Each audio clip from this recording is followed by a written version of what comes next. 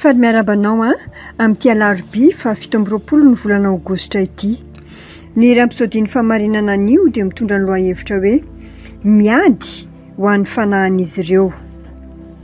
Ny teny fanokafana dia nalaina tao amin'ny Kolosiana 4:2-10 mivaky toy izao amin'ny anaran'i Jesosy. Manao velomanareo Epafra ilay anankiray avy aminareo sady mpanompon'i Kristy Jesosy ary mikely mandrakariva amin'ny fangatahana ho anareo mba hitoeranareo marina ka atoko tsara amin'izay rehetra mety ho sitrapon'Andriamanitra. Inona ny ataonao rehefa mahita olona ao am-piangonana izay tsy miaina araka ny tokony ho izy na tsy tonga any am-piangonana intsony ianao? Aza mitaraina na mitsara azy ireo fa mivavah ho azy mandra-piveriny amin'ny laoniny. Miady ho an'ny fanahiny ao anaty vavaka.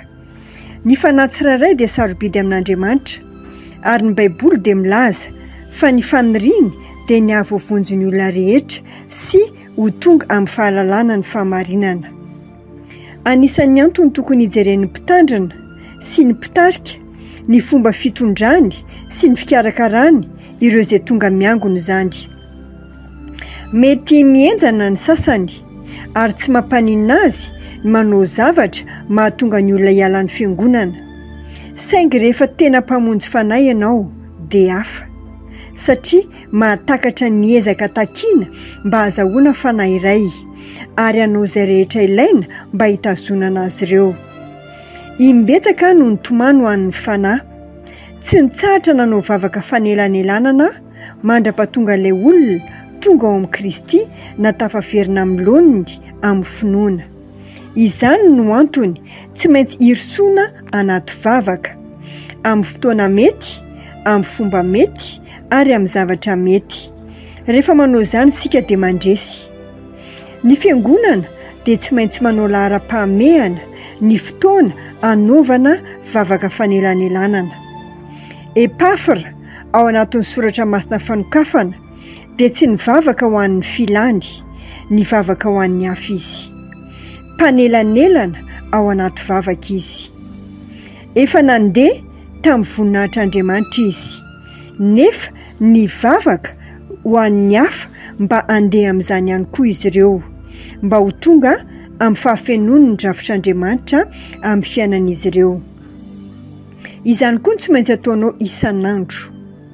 Manaova vavaka fanelanelanana ho an'ny hafa mba hisokatra ny mason'ny fantakaran'izy ireo ny amin'ny zava-misy ao amin'ny fanjakan'Andriamanitra ka ho feno fahalalana ny sitrapony amin'ny fahendrena sy ny fahalalana ara-panahy rehetra izy ireo. Aleloia. Manasanao ako amerina an'ity vavaka ity miaraka amiko amin'izao fotoana izao. Ataovy amin'ny fonao rehetra izany vavaka izany. Ray malalo, mivavaka amin'ny firehetana, tsy misy fitiavan-tena ao ho an'ny fitomboana ara-panahy sy ny famerenana amin'ny laoniny hafa. Noho izany, mivavaka ho an'ireo izay diso lalana mba hiverina amin'ny laoniny haingan'izy ireo. Ary ny firaiketam-pony dia ho amin'ny zavatry ny fanahy, tsy ho levona na ho faty, fa hirehatra ao amin'ny fanahy, hanompo anao amin'ny fony manontolo amin'ny anaran'i Jesosy. Dia izay ny rampisodian'ny famarinana anio mankasitraka anao nanaraka tahian'Andriamanitra tompoko dia manana tontolo andro mahafinaritra. Amen.